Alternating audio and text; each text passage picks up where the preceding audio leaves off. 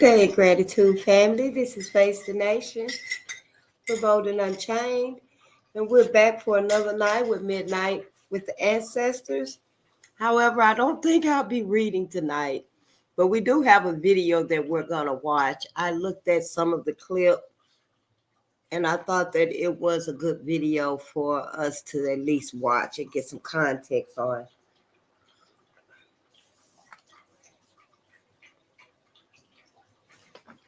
Let's see here if I can go back.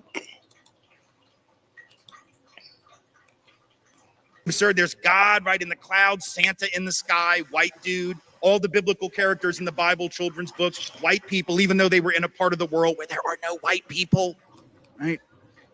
So even though we don't have that in our home, my child has nonetheless already at the age of 7 somehow internalized the idea that the creation source of the universe, whether taken in religious terms or humanistic and more naturalistic terms, is somehow closer to her than to Morgan Freeman. And if my daughter has internalized that, what do you think black and brown children internalize when they see the same imagery? And they see those images. They see them in the stained glass of America.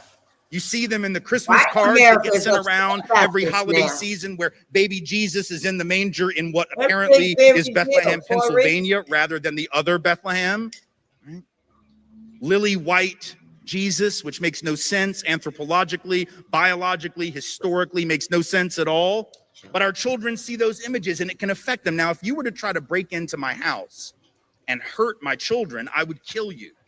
Without hesitation. I don't even have a gun, but I would find something and I would throw it at you and you would die. Like, it's just that simple. I would make sure that you died, right? If you were to try to hurt my kids. I'm not saying that because I'm a badass. I'm just saying, like, I'm just letting you know, like, don't mess with my children. But the problem, right? The problem is that there is something coming into that house and it is hurting my children and it's hurting all of our children and it's hurting us. And I didn't even know it was there. See, the doors are locked at night. The windows are shut, the alarm is on, and whatever this thing is doesn't know the code, but the dirty little secret is it doesn't need to. It weasels its way into our children's brains and affects them. That's how I know that we've all ingested this poison, and we better own that if we're going to have an honest dialogue. It's not about feeling guilty about it. In fact, that's the beauty of it, right? If we've all been subjected to it, there's no reason to feel guilty. Brothers and sisters, ladies and gentlemen, I hope. Want to know how I took my business to the next level? It's simple. It's Shopify. Shopify has all the tools in one place to run your business and design your website. I hope you're doing fine wherever you are today. As usually know, this is a presenter, Ginger Stories, and I hope you're doing fine this festive season.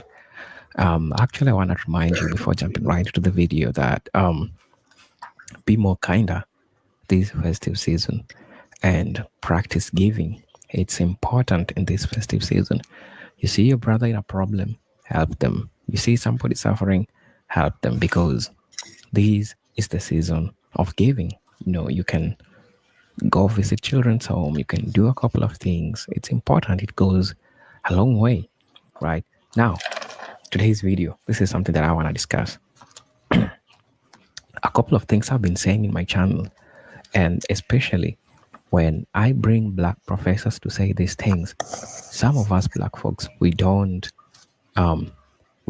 trust them. We don't believe them. Also, some white folks will say that, oh, you black supremacist. Oh, you know what, A, B, C, D, and all those stuff, right? Now today, I'm having a white professor who is going to say things that I've been saying, things that our black renowned professors have been saying for the longest time, but people don't care about them, right? People are questioning them. But the same things, if a white person says or a white professor says, now people are taking them serious. And I feel like that's our problem. And now for you to believe what we are always trying to say, I want you to watch this video. Yes, I want you to watch this video. Don't judge me, because I'm only reacting to this video so that you and I can get to learn. Actually, what I'm doing is just facilitating everything which is happening.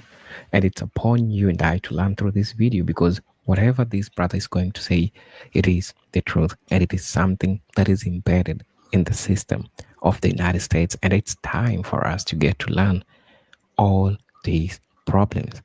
It gets us starting to know where did rain started beating us black people? Why is it that we are the most discriminated group of people in the world, right? So buckle up for this video is by this brother called Ch5. Most of you have seen him, most of you have known him.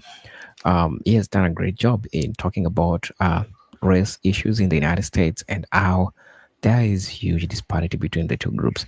I hope this video serves you right wherever you are. This represented Jintok Stories, and I'm hoping you learn a lot from it. Until then, let's dive right into the video. And if you're watching for the first time, kindly subscribe, join our membership, and really get to see what we can offer you. If you feel like you want to support us through a Cash App account, we'll most definitely appreciate. Go check it out on my bio. I'll most definitely appreciate. Let's jump right into it. I'll be back. Because we could not have helped but ingest it. The question is, what do we do now? How do we take responsibility, which is not the same as guilt? Responsibility is what you take because of the kind of person you are. Guilt is what you feel for the stuff you've actually done. Those are two different things. We take responsibility for things even when we're not to blame for them. So that's the first piece. The second piece, the systemic piece, right? Our inability or our lack of willingness to admit that there's also a systemic element to racism, that it's not just about personal prejudice. If it were, it'd be so much easier, right? Because we could just educate people out of their biases, right? And we could somehow undo their personal stuff and everything would be fine. But there's a bigger problem, and it's systemic. It's the way that policies and practices and everyday procedures reinforce inequality between different racial groups, even if there's no overt bigotry in the room. What do I mean by that? Let me tell you a story to make that point. And it's a story about my own life. I am from the South. I grew up in Nashville, Tennessee. I've lived in the South all my life, 10 years in New Orleans, the rest of it in Nashville. 5 months in Houston, but we don't talk about that. No offense to Houston, I'm just saying, like there are reasons and we will not discuss them.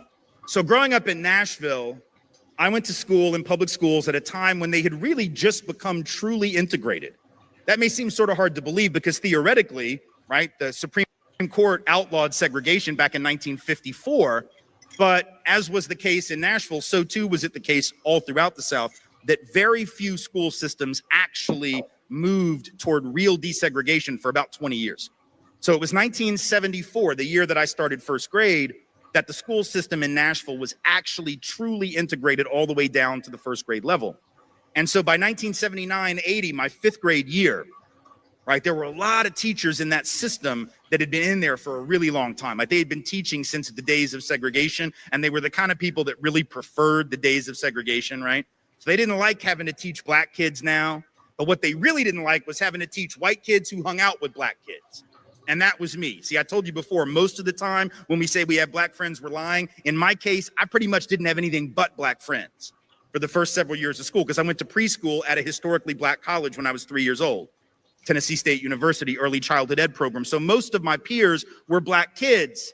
So when I got into public school, that's who I was hanging out with. That's who I played ball with. That's who I played on the playground with. That's who I sat in the cafeteria with. And there were teachers who not only didn't like the black kids, but really didn't like me, particularly because of my affinities, both culturally, linguistically, and artistically with black folks. These are the early days of hip hop. And I was that kid. Like I was the white kid that hung out when we would have like rap battles. And I'm not going to do that shit now because it would be tragic.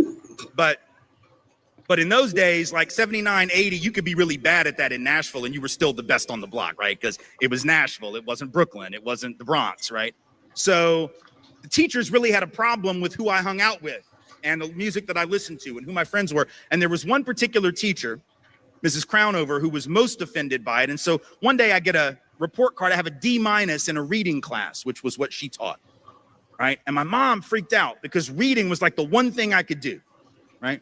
If it was a math class, she would have totally not even blinked. She'd have been like, well, at least you didn't fail, you know? Good for you. You got it up from the F last time, you know? But in this particular case, I've been reading since I was like 2.5, right? So she sort of freaks out. She schedules a parent-teacher conference. She goes to talk to Miss Crownover. And within about 30, 45 seconds, she realizes that grade had nothing to do with my actual effort, let alone my attitude, let alone my ability to read. It had to do with my social circle because Miss Crownover looks at my mom within the first minute of the meeting and says, any white parent that would send their kids to public school in this day and age, meaning an integrated day and age, obviously isn't fit to be a parent. They've lost their mind. This, by the way, is not what you want to say to my mother. So within a day or two, she organized with some other parents, and within 2 or 3 or 4 days, she had very directly and unceremoniously made sure that Mrs. Crownover was relieved of her income and her professional duties from there on out. She was forced into early retirement, as she should have been. So good for my mom. On the one hand, that's great. We got rid of the bigot. But remember, I told you it wasn't about individual bigots. It was about systems. And so here's the problem. Even as my mother took action, as she should have, to remove this racist from the classroom where she had no business teaching, right? But the problem was that after Miss Crownover was gone, I went back into a school system that every day, in a very subtle but pernicious way, was sending the same kind of message that Mrs. Crownover was trying to send, which is white students are better, black students are lesser, and they shouldn't be together. How was the system sending that message? Very easy. By putting almost all the white kids in the honors and the advanced level classes, no matter what kind of students we were. I was a lousy student. I wasn't a good student till like last week. I literally got my shit together like Tuesday of last week, right? I wasn't a good student, but I was always in the honors track. And the black kids, no matter how bright they were almost always in the standard or the remedial level track and never moved up no matter how well they did. So the system was sending a message by dividing us and saying that it was division based on ability, but it wasn't. They were sending the message that Crownover was sending. They didn't even need her there to send it, you see, and my mother never saw that. And I never saw that. It went right over our heads. And that's not just a 1979 story. That continues to happen today. Right now in this country, students of color are half as likely to be placed in advanced placement and honors classes compared to white students. Students of color are half as likely to be taught by the most experienced teachers. White students twice as likely to have the most experienced teachers, right? Black and Latino students 2, 3, even 4 times more likely to be suspended or expelled, even though they do not break the rules more often than white students. That's the belief, but it's not true. There have been 14 different studies. They all find the same thing, that the rates of serious school rule infractions are virtually identical across racial lines. People bringing drugs to campus, equally across racial lines. People bringing weapons to campus, actually white men more likely to bring guns and knives to campus in K-12 schools than black men or Latino men, contrary to popular belief, but that's what the Centers for Disease Control research says. But who is it that's getting caught? It's black kids and Latino kids. They're the ones getting searched. They're the ones getting detected. They're the ones getting suspended and often prosecuted. Whereas white students are doing the same thing, doing drugs just as much, bringing weapons just as often, if not more so, and escaping notice. So that's still happening. That's a system, and it doesn't require one overt racist in the classroom for that to continue, right? So that becomes a problem. We have to do more than just look at the individual. We have to look at the way that structures operate, sometimes without us even realizing it's happening. Because if we don't do that, we can get rid of every individual bigoted cop or every individual bigoted teacher or any individual bigoted employer. We can sue them, I guess, in court, and maybe people can even win those lawsuits. But what does that really change unless we take aim at those institutional policies that keep recreating inequality? The third piece, our unwillingness to see how history affects the present, how the past and the present mix. We really don't like this. We really don't want to talk about this. And when I say we, I mean those of us called white especially. There are people of color who don't necessarily always want to engage it either, but especially those of us called white will say things like this when people of color bring up racism. We'll say, well, why can't you just get over it? You know, all of that slavery stuff was a long time ago. In fact, Louis C.K. has this really funny bit, right, where he jokes about how white people have just moved the date of slavery further and further and further back. Like it used to be slavery was 100 years ago because it was. And then it was slavery was 125 years ago because it was. And now it should be slavery was 150 years ago. But we'll actually say things like that was hundreds and hundreds. That was like 1,000 years ago where we've not had slavery for 500 years. When in fact, it's very much within the lifetime of people in this room's great-great-grandparents, even sometimes great-grandparents.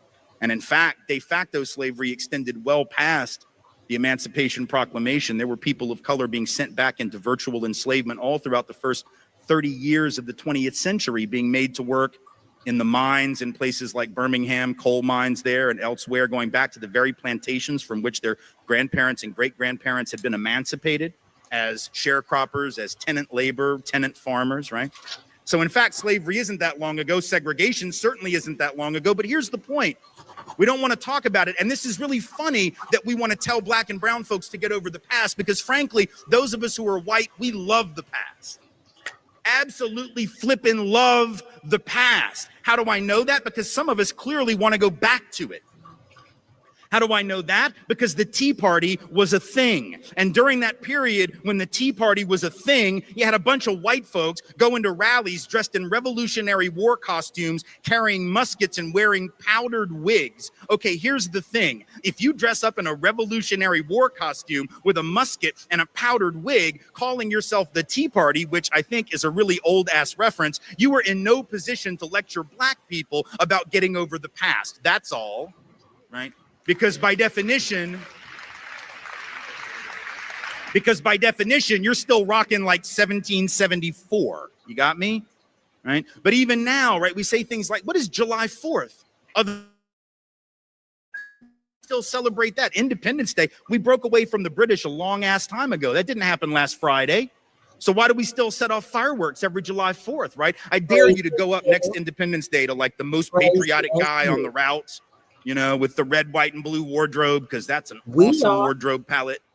And like a big I Heart the USA button on his hat, like flying a flag, blaring Lee Greenwood from the back of a pickup truck. I dare you to go up to that guy, tap him on the shoulder and say, yeah, this is all really nice. This is great. But when are you going to get over it? Hope you have running shoes on, because he's going to chase you. Although he'll probably have had enough, you know, slices of mom's apple pie that he won't be able to catch you. But my point being, we love the past as long as it makes us feel good about ourselves, right? When a current presidential candidate says he wants to make America great again, it's a reference to the past, right? It's a reference that says we want to go back to when things were great, but only great for certain people, because the time that's being remembered so fondly wasn't so great for everyone. Right? So we love the past as long as it venerates us. We just don't want to deal with the ugly, but that's not how history works. You got to deal with the good and the bad and everything in between, right? And we know that, don't we? Like on a personal level, we know, like, put aside politics and race, just like you as individuals, right? We all come from families that are jacked up in one way or another, right? We all have dysfunction. We all have really messed up stuff in our families, some of which we talk about, a lot of which we never talk about, right? And the fact is, if you ever want, just as an individual, to move past your past, you have to confront it, whether that's on a therapist's couch or whether that's with friends or a lover or a spouse or a partner, whatever it is. You've got to be willing to confront where you come from in order to get to the next place that's better. But we don't want to do that. We don't do that as individuals, and it eats us up. And we don't do that as a country, but we have to do that, because the past affects the present. Inertia isn't just a property of the physical universe. It's also a property of the political and the economic universe. And here's how I know it's so important. Again, a story involving my own children about why it's so important that we know our history and are able to articulate that, and the dangers of not knowing it. So as it turns out, our daughters are both dancers. Hello guys, welcome back to the channel. I just hope that you've learned, you've seen, you've heard for yourself. Whatever these professors trying to say, Tim Wise has been known for talking about race issues in the United States, and he addresses issues that I believe that it's important that most of us need to learn, need to understand, because it is the truth, and it is high time we find a person who calls this out. And I also congratulate the black professors who have pioneered, who have championed this, talking about this, so that we all can get to learn, so that we all can get to understand that these things happens to black folks. And now, even you as a white person who is watching this video, you might ask yourself, what part am I not doing, or what part am I doing to harm black folks? Not even black. It's all about being human being. It's all about being a human being, because this is about being black. We need to talk about us. And as much as I understand the media might not understand more about it, I know it's about race and racism, and so it's not interesting. It doesn't look appealing to the audience. You don't need to talk about this. But I feel like this is an important subject that you as a white parent, you as a black parent, you need to teach your kids to understand, to live with other people who don't look like them. Remember, no one is born racist, right? And it is the environment that people come from that teaches them that, I'm black, I'm white, and there are certain advantages that I have that some folks don't have, right? So this gives you a chance to teach your kids, to make them understand the system. And I believe what Dr. Tim Wise is trying to say, he's telling the truth. Because trust me, whenever he's trying to do, he's telling the truth. And it is the truth because he's a white person who have studied races and he understands things which are happening. You could hear the anecdotes that he gives, the stories that he gives, the personal life that he's lived with black people. This is something that he can proudly, he can openly call out, and that's the truth, right? So, people have experienced and people have talked about this. That I believe that it's also great to share what people like any racist thing they have gone through. Somebody saying that he's telling the truth. As a black doctor in South Africa, as a black doctor in the South, the tremendous amount of racism that I have experienced in the world, list on my journey the number of professors who didn't want me to succeed, the classmates who didn't want me in their study groups. I will never understand a superiority complex. How I graduated at the top of my class, and many of them couldn't handle the pressure. Yep, these are people sharing their lived racism experience that they have received. Somebody saying, I was raised to be not racist. This is, and it's glad that this is a white man. It's called Ben Sieba. He's saying that I was raised to be not a racist. But it took me moving to a truly integrated neighborhood as an adult and I working in very, very diverse school district for me to recognize that my internalized racism. Growing up in America, we have all internalized racist messages and images that permeate every level of American culture and society. It is so damaging, so unhealthy. We all carry these internal walls that will divide us and make us feel uneasy and afraid. Until and unless we can recognize this within ourselves and recognize the systems that perpetuate this, we will never heal our society.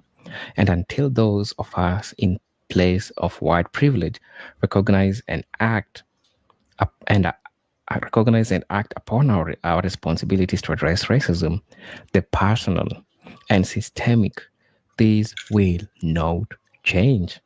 This is the damage, the original sin that still festers at the heart of America.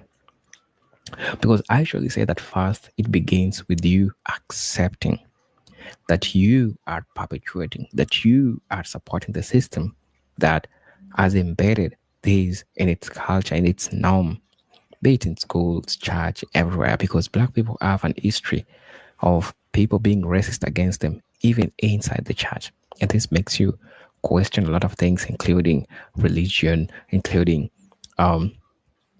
people who are in the church, right? Somebody is also saying, I remember having a conversation a while back with my daughter, who is 25 now. She was she put in she was put in an honors class in elementary school at Madison in Phoenix, Arizona.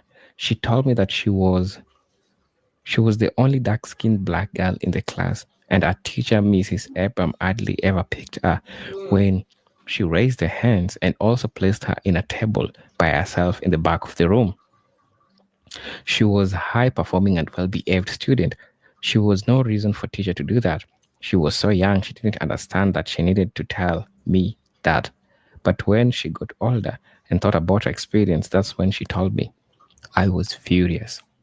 Yeah, if you just people could just open up, there could be a lot of stories that people could be giving related to this because people have stories of racism that they have experienced. And I think that it's important that we having people that bring these topics and we talk about them. So I understand it begins with knowing what the problem is, and I'm glad to see, even if it's few white folks who recognize that remaining silent in a situation of injustice makes you a complacent injustice as a person who is remaining silent to this situation.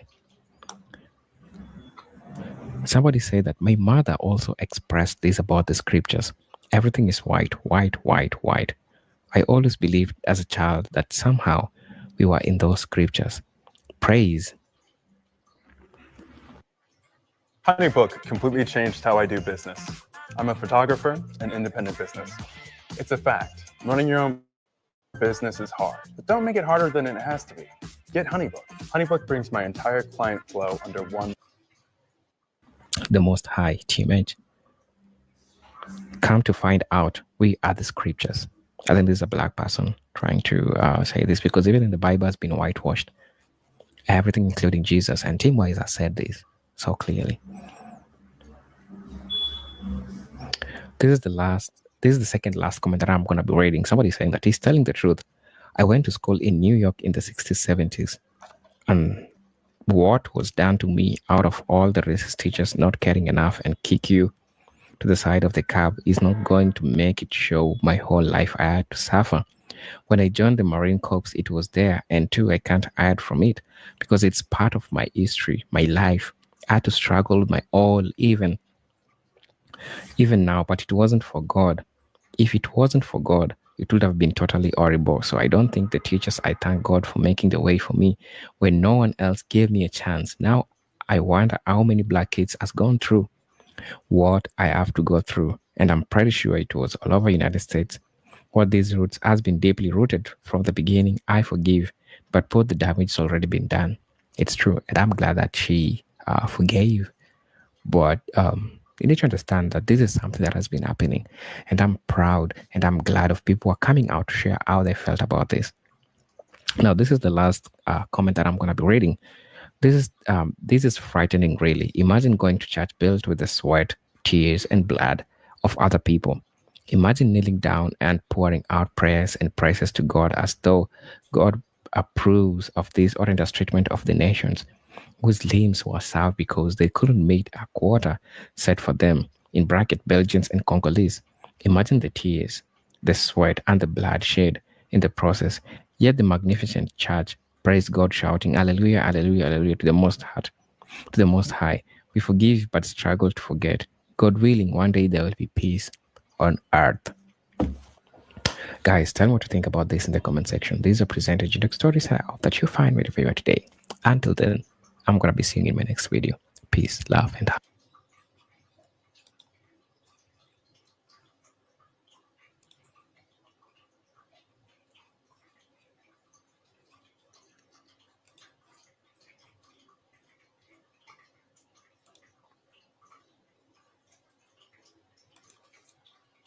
Well, I hope you enjoyed that video. It was really good and enlightening, and there is some truth to it that us as a people, we don't really believe in information from ourselves, and those of us that look like us, people that look like us, we rather hear it coming from someone white before we would believe it. So we have a whole mindset to change. We can't stay in this broken mindset where we're accepting of our love-hate relationship with our open enemy. And this channel isn't primarily or initially about or for white folks, but white folks gonna have to do their work too. We not finna heal us and let them stay unhealed. They are the problem. White America is the problem for us. In some of those books, it was always talking about the Negro problem. What problem? We not a problem. White folks have always been the problem in America and abroad. So see, this whole diabolical scheme right here, this whole entire I don't even know what to call it, this 500-year-old grudge against us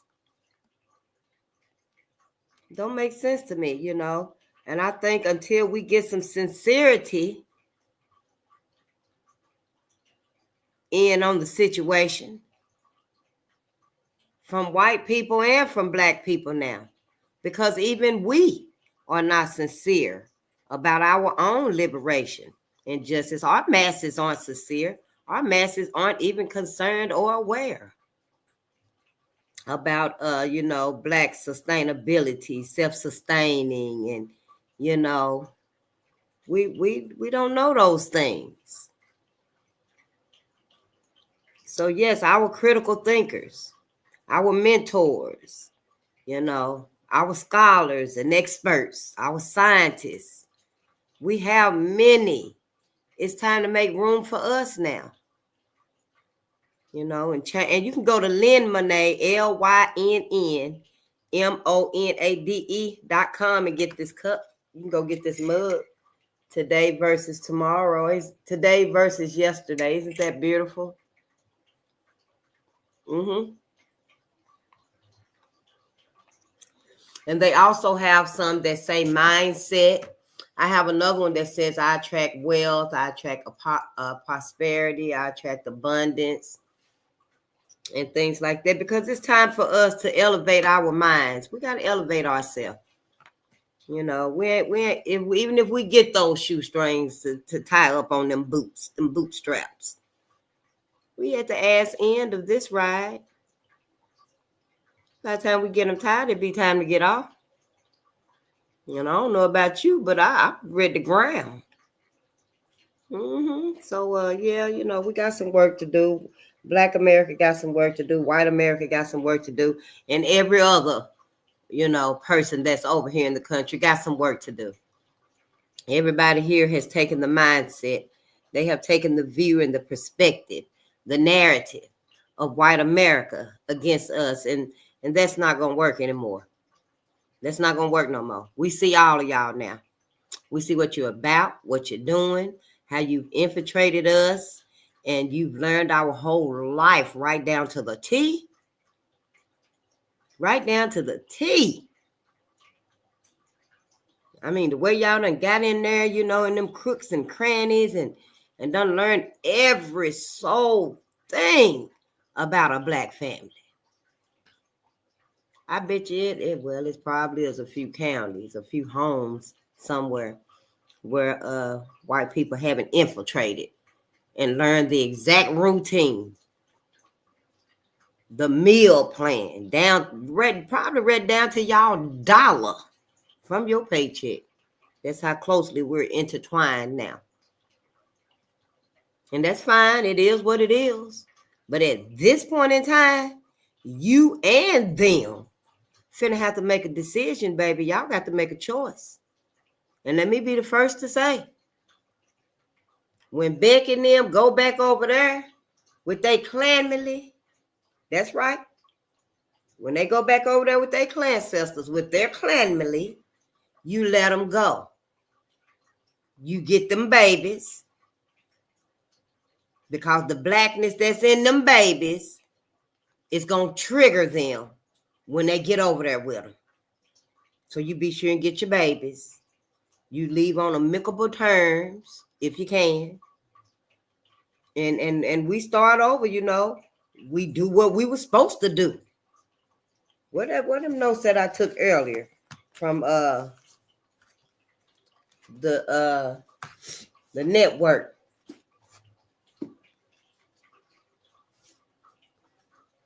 Who was that again? Augustus Corbett. And he's starting up that the black clergy movement for the pastors. Why they so silent against racial injustice when they used to be our number one self-defense, our number one go-to. Church used to be our sanctuary, our safe haven, where we could go plan and talk. But now, our churches ain't nothing but some scare houses.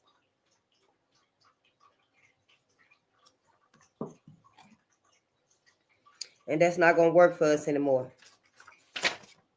But yeah, what I wanted to say is earlier, right before this right here, when we watched that video from Defiant Lawyers Network with Brother Augustus Corbett, and he was talking about the Bible. And y'all been toting this book around for all these decades, all these years. Especially your pastors. And some of your members too, because you know that book. You know that Bible. And you know you're supposed to be correcting your oppressors. You know you're supposed to be correcting them oppressors. Well, he said that Bible said, learn to do right, seek justice, relieve the oppressed, correct the oppressors, defend the fatherless, plead for the widow, speak up for those who cannot speak for themselves. And when he said black clergy movement, I imagine he's talking about the ushers, the deacons, the members, and the pastor. Everybody in the church. But the babies don't know nothing about this racism and color thing, and I'm better than you, and I'm better than you. When truth be told, is black people are supreme. I said black people are supreme.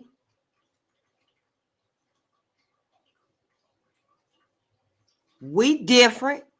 We all people, but we different. So, let's not keep playing these games and, and lying and going around the bush, about what's really happening, because we don't have time anymore. Everybody else got time, because they pretty much prepared for when the shit hit the fan, but we don't have time for the misleadings anymore. It is what it is, and we just gonna have to let the cards fall where they may. We lose friends, we lose family ties over the liberation and over the sovereignty and the freedom of black America. Then the fuck well. Then society, ain't y'all motherfuckers been saying how much you love us? Ain't you been using every contribution the black American has contributed to this country? Ain't you done stole everything that you can scrape off of us? So, to stand up now at the end, when mankind and humanity needs to be saved, I don't think that's too much to ask. I don't think there's too much to ask at all for the whole motherfucking world to stand up for black Americans right here in America. Because everybody in the world, pretty much, it look like to me, except for us, black people. You go anywhere in the world and stuff, and we all not prepared. But you go anywhere in the world and stuff, and you see other people's is prepared. So, yeah, at this point right here, we at the end, everybody ought to be standing up for black people. But what is it? The world can't do it because it's America? You can't stand up for black people in America because it's America that's oppressing us? You can't stand up for black people in Africa and the Congo because it's America and her minions that's oppressing the Congolians? Yeah, I know. Downloads, baby. We all getting downloads. I suggest y'all start paying attention to them too. Just don't be afraid of them and stuff, because, hey, we at the end of this. We at the end of this right here, baby. It's finna be what it's finna be. Yep. Well, I'm finna get out of here since I'm not going to read and stuff. I sound a little better, though.